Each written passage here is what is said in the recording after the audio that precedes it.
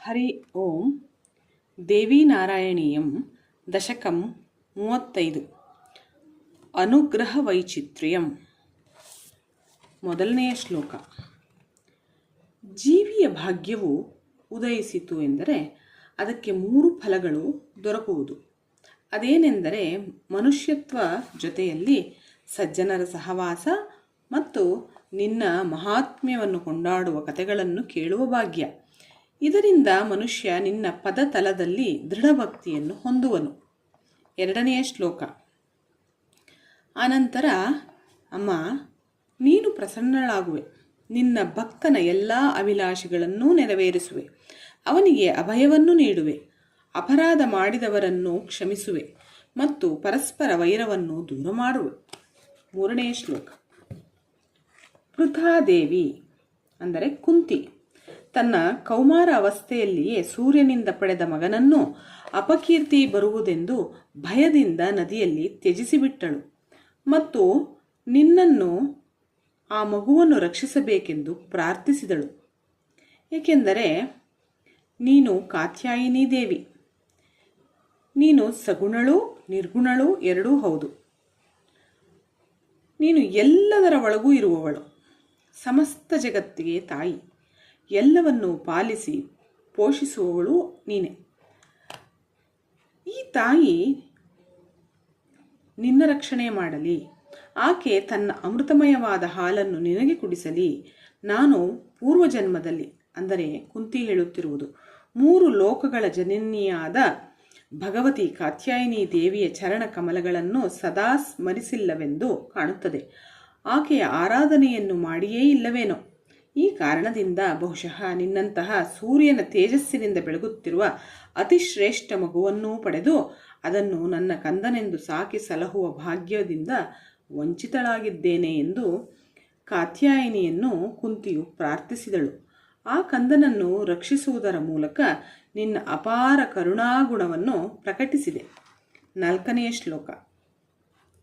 ಕುರುಕ್ಷೇತ್ರ ಯುದ್ಧದಲ್ಲಿ ತಮ್ಮ ತಮ್ಮ ಮಕ್ಕಳನ್ನು ಕಳೆದುಕೊಂಡ, ಅಂದರೆ ಕರ್ಣನನ್ನು ಕುಂತಿ, ಅಭಿಮನ್ಯುವನ್ನು ಸುಭದ್ರೆ, 100 ಮಕ್ಕಳನ್ನು ಗಾಂಧಾರಿ, ಹೀಗೆ ಎಲ್ಲ ತಾಯಂದಿರು ಒಂದು ಬಾರಿ ತಮ್ಮ ಮಕ್ಕಳನ್ನು ನೋಡಬೇಕೆಂದು ಹಂಬಲಿಸಿದರು. ಅವರಿಗೆ ಸಂಸ್ಕಾರಗಳನ್ನೆಲ್ಲ ಮಾಡಿ ಎಷ್ಟೋ ವರ್ಷಗಳು ಕಳೆದಿದ್ದವು. ಅದಕ್ಕಾಗಿ ಕೃಷ್ಣನನ್ನು ಆ ತಮ್ಮ ಮಕ್ಕಳನ್ನು ತಂದು ತೋರಿಸಬೇಕೆಂದು ಪ್ರಾರ್ಥಿಸಿದರು. ಆಗ ಕೃಷ್ಣನು ಮಣಿದ್ವೀಪ ನಿವಾಸಿನಿಯಾದ ಭಗವತಿ ಭುವನೇಶ್ವರಿ ದೇವಿಗೆ ನಮಸ್ಕರಿಸಿ ಈ ರೀತಿಯಾಗಿ ಪ್ರಾರ್ಥಿಸಿದನು. ಯಾವ ಸಮಯದಲ್ಲಿ ಯಾವ ದೇವತೆಯೂ ಇರುವುದಿಲ್ಲವೋ ಅಂತಹ ಕಾಲದಲ್ಲೂ ನೀನು ವಿರಾಜಮಾನಳಾಗಿರುವೆ. ನೀರು, ವಾಯು, ಪೃಥ್ವಿ, ಆಕಾಶ, ಅವುಗಳ ಶಬ್ದ, ಸ್ಪರ್ಶ, ರೂಪರಸಗಳು, ಇಂದ್ರಿಯಗಳು, ಅಹಂಕಾರ, ಮನಸ್ಸು, ಬುದ್ಧಿ, ಸೂರ್ಯ, ಚಂದ್ರ, ಹೀಗೆ ಈ ಯಾರೂ ಇಲ್ಲದಿದ್ದರೂ ಸುಶೋಭಿತಳಾಗಿರುವ ದೇವಿ ಜಗದಂಬಿಕೆ, ನಿನ್ನನ್ನು ನಮಸ್ಕರಿಸುತ್ತೇನೆ.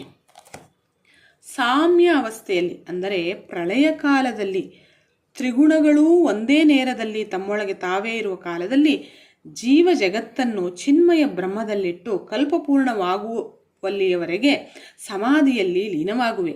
ಪರಮ ಸ್ವತಂತ್ರಳಾದ ನಿನ್ನನ್ನು ಸರಿಯಾಗಿ ಅರಿತವರು ಯಾರಿದ್ದಾರೆ? ತಮ್ಮ ಮೃತ ಮಕ್ಕಳನ್ನು ಈ ತಾಯಂದಿರು ಒಮ್ಮೆ, ಅಂದರೆ ಒಂದು ಬಾರಿ ನೋಡಲು ಹಂಬಲಿಸಿ ನನ್ನನ್ನು ಪ್ರಾರ್ಥಿಸುತ್ತಿದ್ದಾರೆ. ನನಗೆ ಆ ಶಕ್ತಿ ಎಲ್ಲಿದೆ ತಾಯಿ? ಈ ಕೆಲಸವನ್ನು ನೀನು ಮಾತ್ರ ಮಾಡಬಲ್ಲೆ. ದೇವಿ, ಇವರಿಗೆ ಇವರ ಮಕ್ಕಳನ್ನು ದಯಮಾಡಿ ತಂದು ತೋರಿಸು ಎಂದು ಕೃಷ್ಣನು ದೇವಿಯನ್ನು ಪ್ರಾರ್ಥಿಸಿದನು. ಆಗ ಅತ್ಯಂತ ಕರುಣಾಮಯಳಾದ ದೇವಿಯು ಕೃಪೆ ತೋರಿ ಕೃಪೆಯಿಂದ ಅವರವರ ಮಕ್ಕಳನ್ನು ಅವರವರಿಗೆ ತೋರಿಸಿ ಮತ್ತು ಎಲ್ಲ ತಾಯಂದಿರಿಗೂ ಸಂತೋಷವಾಯಿತು. 5ನೆಯ ಶ್ಲೋಕ. ವ್ಯಾಪಾರಿಯಾದ ಸುಶೀಲನೆಂಬುವನು ವ್ಯಾಪಾರದಲ್ಲಿ ಬಹಳ ನಷ್ಟ ಅನುಭವಿಸಿ ತನ್ನ ಹಣವನ್ನೆಲ್ಲ ಕಳೆದುಕೊಂಡನು. ನವರಾತ್ರಿ ವ್ರತವನ್ನು ಆಚರಿಸಿ ನಿನ್ನನ್ನು ಪೂಜಿಸಿ ತನ್ನ ದಾರಿದ್ರ್ಯವನ್ನು ಬಿಡುಗಡೆ ಹೊಂದಿದನು. ಕ್ರಮವಾಗಿ ಹಣ ಇತ್ಯಾದಿಗಳನ್ನು ಪಡೆದು ಸಮೃದ್ಧನಾಗಿ ಬಾಳಿದನು. 6ನೆಯ ಶ್ಲೋಕ. ದೇವಿ, ದೇವತೆಗಳಿಗೆ ದ್ರೋಹ ಮಾಡಿದೆ. ಧರ್ಮಶಾಸ್ತ್ರವನ್ನು ನಿಂದಿಸಿ ಅದಕ್ಕೆ ವಿರುದ್ಧವಾದ ಆಚರಣೆ ಹೊಂದಿದ್ದ ದೈತ್ಯರನ್ನು ಯುದ್ಧದಲ್ಲಿ ನೀನೇ ನಾಶ ಮಾಡಿದೆ. ನಿನ್ನ ಭಕ್ತರಾದ ಪ್ರಹ್ಲಾದನೇ ಮೊದಲಾದ ಅಸುರರನ್ನು ರಣರಂಗ ಬಿಟ್ಟು ಪಾತಾಳಕ್ಕೆ ಹೋಗಿ ಅಲ್ಲಿ ಸುರಕ್ಷಿತವಾಗಿರುವಂತೆ ಮಾಡಿದೆ. 7ನೇ ಶ್ಲೋಕ. ದೇವೇಂದ್ರನು ತಾನು ಮಾಡಿದ ಪಾಪದ ಕಾರಣ ಕಣ್ಮರೆಯಾದ. ಆಗ ಅವನ ಸ್ಥಾನಕ್ಕೆ, ಅಂದರೆ ಅಲ್ಲಿ 100 ಅಶ್ವಮೇಧಗಳನ್ನು ಪೂರೈಸಿ ಅರ್ಹನಾಗಿದ್ದ ನಹುಷನು ಬಂದನು. ಆತನು ಇಂದ್ರನ ಪತ್ನಿಯನ್ನು ಕಂಡು ಮೋಹಿತನಾಗಿ ಆಕೆಯನ್ನು ತನ್ನವಳಾಗಿಸಬೇಕೆಂದು ಬಲಾತ್ಕಾರಿಸಿದನು. ಅದರಿಂದ ಭಯಗೊಂಡ ಶಚಿಯು ಬೇರಾರನ್ನೂ ಆಶ್ರಯಿಸದೆ ನಿನ್ನನ್ನು ಪೂಜಿಸಿದಳು. ನಿನ್ನ ಕರುಣೆಯಿಂದ ತನ್ನ ಪತಿಯನ್ನು ಕಂಡಳು. ಕ್ರಮವಾಗಿ ತನ್ನ ಪತಿಯನ್ನು ಪಡೆದು ಭಯದಿಂದ ಮುಕ್ತಳಾದಳು. ಇದರ ಹಿನ್ನೆಲೆ ಹೀಗೆ ಇದೆ. ಇಂದ್ರನ ಮೇಲೆ ವೈರವನ್ನು ಹೊಂದಿದ್ದ ತ್ವಷ್ಟ ಎನ್ನುವವನು ವಿಶ್ವರೂಪ ಎಂಬ ಪುತ್ರನನ್ನು ಪಡೆದಿದ್ದ. ಅವನಿಗೆ 3 ತಲೆ ಇತ್ತು. ಅವನು ಒಂದು ತಲೆಯಿಂದ ವೇದಪಾರಾಯಣ ಮಾಡುತ್ತಿದ್ದ, ಮತ್ತೊಂದು ತಲೆಯಿಂದ ಮಧುಪಾನ ಮಾಡುತ್ತಿದ್ದ, ಇನ್ನೊಂದು ತಲೆಯಿಂದ ಎಲ್ಲ ದಿಕ್ಕುಗಳನ್ನು ನೋಡುತ್ತಿದ್ದ. ಅವನು ಎಲ್ಲ ಭೋಗಗಳನ್ನೂ ತ್ಯಜಿಸಿ ತಪಸ್ಸು ಮಾಡುತ್ತಿದ್ದ. ಅವನ ಈ ತೀವ್ರ ದೀರ್ಘಕಾಲದ ತಪಸ್ಸಿನಿಂದ ಅವನಲ್ಲಿ ಅಸೀಮ ತೇಜಸ್ಸು ಉತ್ಪನ್ನವಾಯಿತು. ಅವನಲ್ಲಿ ವಿಶೇಷ ಶಕ್ತಿ ಬೆಳೆಯುತ್ತಿತ್ತು. ಇದರಿಂದ ಆತಂಕಗೊಂಡ ಇಂದ್ರ ಅಪ್ಸರೆಯರ ದೊಡ್ಡ ಸಮೂಹವನ್ನೇ ಅವನ ತಪಸ್ಸು ಕೆಡಿಸಲು ಕಳಿಸಿದ. ಅವರು ಎಲ್ಲರೂ ಎಷ್ಟೆಷ್ಟು ವಿಧದಲ್ಲಿ ಪ್ರಯತ್ನ ಪಟ್ಟರೂ ಏನೂ ಪ್ರಯೋಜನವಾಗಲಿಲ್ಲ. ಅವರು ಹಿಂತಿರುಗಿ ಬಂದು ಇಂದ್ರನಲ್ಲಿ ನಿವೇದನೆ ಮಾಡಿಕೊಂಡರು. ಇಂದ್ರನು ಪಾಪದ ಭಯವನ್ನೇ ಮನಸ್ಸಿಗೆ ತಂದುಕೊಳ್ಳಲಿಲ್ಲ. ಅವನು ತಪಸ್ಸಿನಲ್ಲಿ ಮಗ್ನನಾಗಿರುವಾಗಲೇ ಆ ವಿಶ್ವರೂಪನನ್ನು ಕೊಂದು ಬಿಡುವನೆಂದು ನಿಶ್ಚಯಿಸಿ ಅವನ ಬಳಿಗೆ ಬಂದನು. ಆದರೆ ಆ ಮುನಿಯ ತೇಜಸ್ಸನ್ನು ಕಂಡು ಇವನನ್ನು ಕೊಲ್ಲುವುದಾದರೂ ಹೇಗೆ? ಇವನು ಮಹಾಧರ್ಮಾತ್ಮನೆಂಬ ಭಾವನೆ ಉಂಟಾಗುತ್ತಿದೆ. ತಪೋಬಲದಿಂದ ಇವನಿಂದ ದಿವ್ಯ ಕಾಂತಿ ಹೊರಹೊಮ್ಮುತ್ತಿದೆ. ಹೀಗೆ ಯೋಚಿಸತೊಡಗಿದನು. ಕೊನೆಗೂ ತನ್ನ ಸ್ಥಾನದ ಮೇಲೆ ಮೋಹ, ಲೋಭ ಇವೆಲ್ಲವೂ ಅವನ ಕೈಯಲ್ಲಿ ಕಾರ್ಯವನ್ನು ಮಾಡಿಸಿಯೇ ಬಿಟ್ಟಿತು. ಇಂದ್ರನು ತನ್ನ ವಜ್ರಾಯುಧದಿಂದ ಅವನ ತಲೆಯನ್ನು ಕತ್ತರಿಸಿಯೇ ಬಿಟ್ಟನು.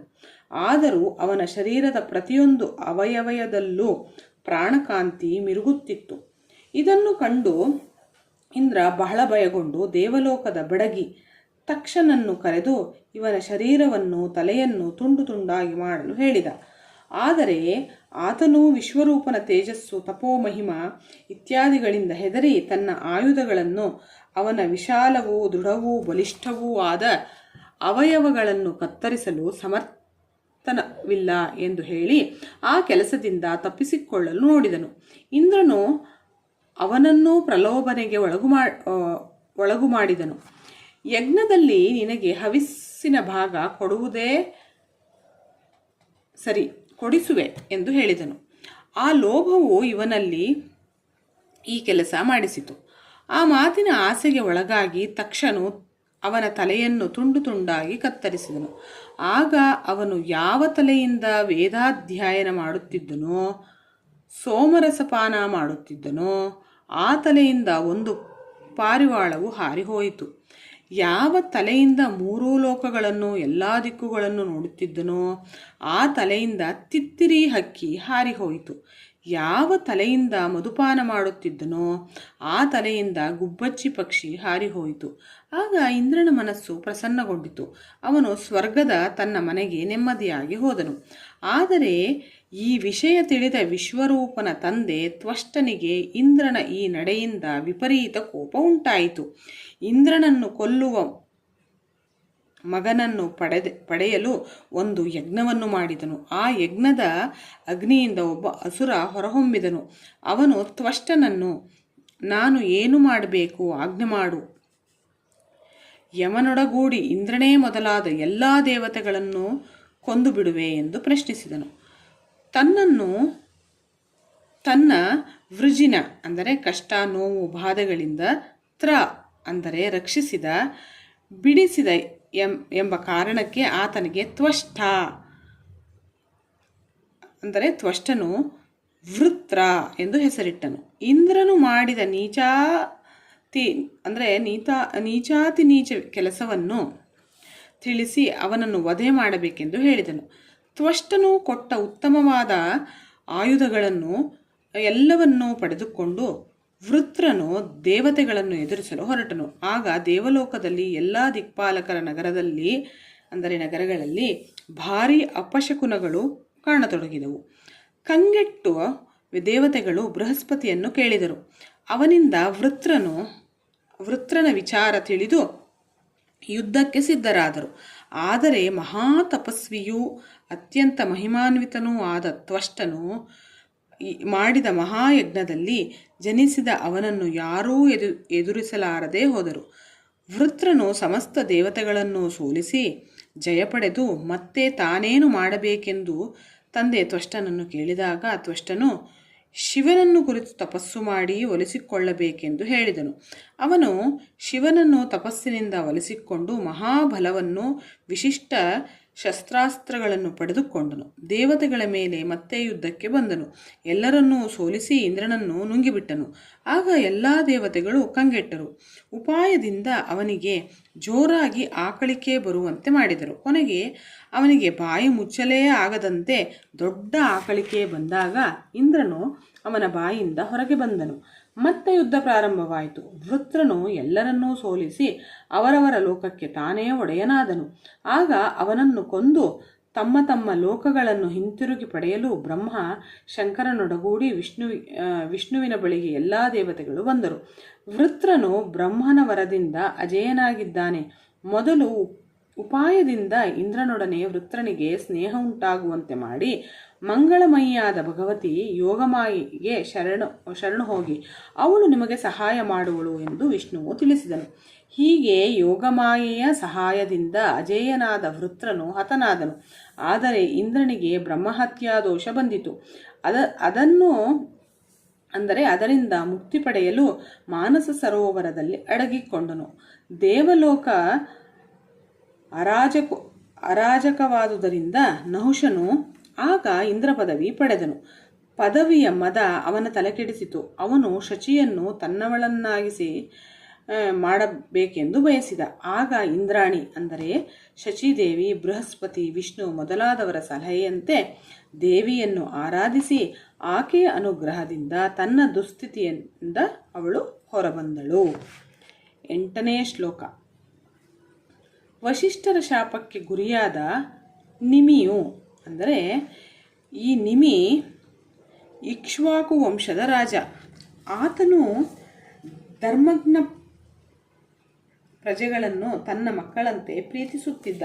ಅವನು ಯಜ್ಞ ಮಾಡುವ ಬಯಕೆಯಿಂದ ಭೃಗು, ಅಂಗೀರ, ವಶಿಷ್ಠ, ವಾಮದೇವ ಮೊದಲಾದ ಋಷಿಗಳನ್ನು ಯಜ್ಞ ನಡೆಸಿಕೊಡಬೇಕೆಂದು ಆಹ್ವಾನಿಸಿದ. ಆದರೆ ವಶಿಷ್ಠರು ತಮ್ಮನ್ನು ಈಗಾಗಲೇ ಇಂದ್ರನು ಕರೆದಿದ್ದಾನೆ, ಅವನ ಸಭೆಯಲ್ಲಿ ಯಜ್ಞ ಮುಗಿಸಿ ಹಿಂತಿರುಗಿ ಬಂದು ನಿನ್ನ ಯಜ್ಞ ನೆರವೇರಿಸಿಕೊಡುವೆನು ಎಂದು ಉತ್ತರಿಸಿದರು. ರಾಜ, ಬೇರೆ ಎಲ್ಲ ಋಷಿಗಳು ಬರುತ್ತಿದ್ದಾರೆ, ನೀವು ದಯಮಾಡಿ ಈ ಯಜ್ಞ ಮುಗಿಸಿ ನಂತರ ಅಲ್ಲಿಗೆ ಹೋಗಿ ಎಂದು ಬೇಡಿಕೊಂಡನು. ಆದರೂ ವಸಿಷ್ಠರು ಇಂದ್ರನ ಯಾಗಕ್ಕೆ ಹೋದರು.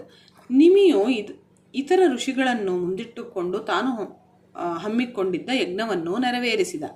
ಇಂದ್ರನ ಯಜ್ಞ ಪೂರೈಸಿ ಆ ನಂತರ ಬಂದ ವಸಿಷ್ಠರಿಗೆ ನಡೆದ ವಿಷಯ ತಿಳಿಯಿತು.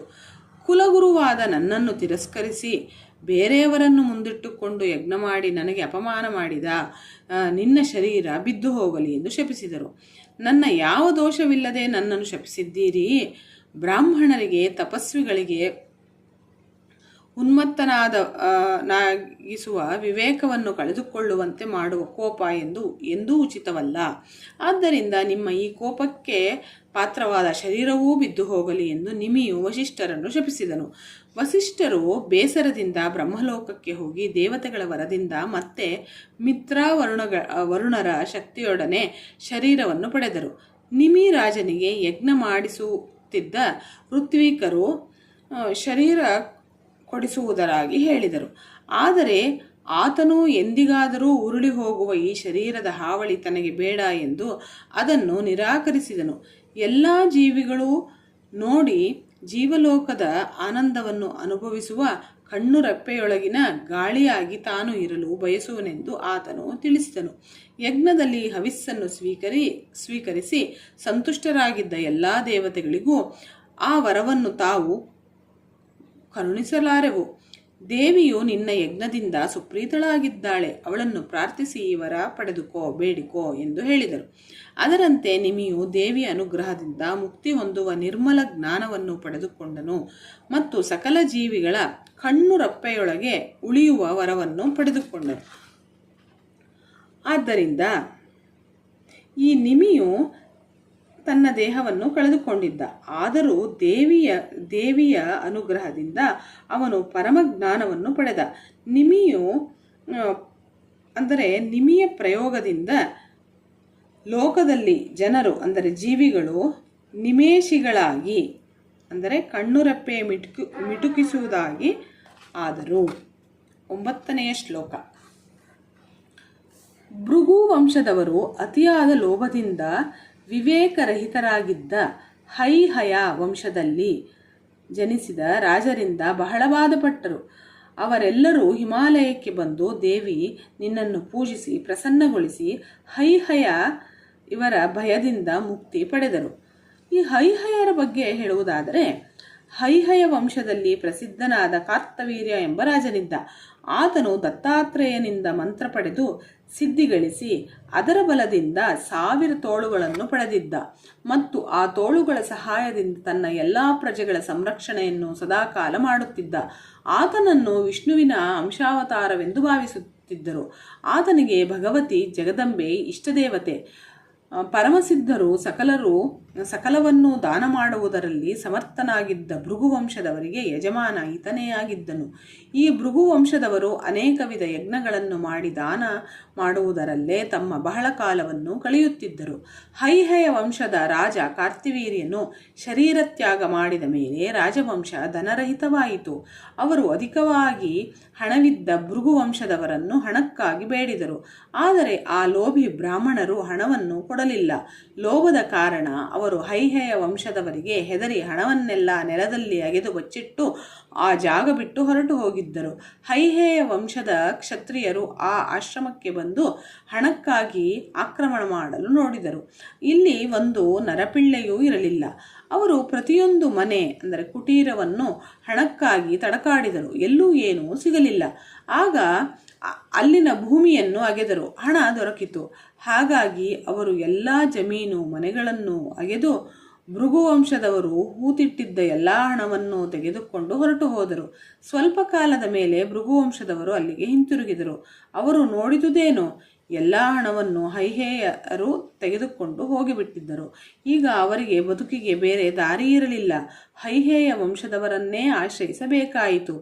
ಆದರೆ ಹೈಹೇಯ ವಂಶದವರು ಅವರ ಮೇಲೆ ಆಯುಧಗಳನ್ನು ಪ್ರಯೋಗಿಸಿದರು ಮತ್ತು ಅವರು ಎಲ್ಲೆಲ್ಲಿ ಹೋದರೂ ಅವರನ್ನು ಅಟ್ಟಿಸಿಕೊಂಡು ಹೋಗುತ್ತಿದ್ದರು. ಕೊನೆಗೆ ಅವರು ಭೃಗುವಂಶದ ಸ್ತ್ರೀಯರನ್ನು ಹಿಂಸಿಸತೊಡಗಿದರು. ಇದರಿಂದ ಕಂಗೆಟ್ಟ ಅವರೆಲ್ಲರೂ ಹಿಮಾಲಯಕ್ಕೆ ಹೊರಟು ಹೋದರು. ಅಲ್ಲಿ ದೇವಿ ಜಗದಂಬೆಯನ್ನು ಶ್ರದ್ಧಾಭಕ್ತಿಗಳಿಂದ ಆರಾಧಿಸತೊಡಗಿದರು. ಇದರಿಂದ ಪ್ರಸನ್ನಳಾದ ದೇವಿ ಅವರಿಗೆ ಕನಸಿನಲ್ಲಿ ಕಾಣಿಸಿಕೊಂಡು ಅವರಲ್ಲಿ ಒಬ್ಬಳಲ್ಲಿ ದೇವಿಯ ಅಂಶದಿಂದ ಒಬ್ಬನು ಜನಿಸುವನು, ಅವನು ಅವರ ದುಃಖವನ್ನೆಲ್ಲ ದೂರ ಮಾಡುವನೆಂದು ಹೇಳಿದರು. ಅದರಂತೆ ಜನಿಸಿದ ಒಬ್ಬ ಬಾಲಕ.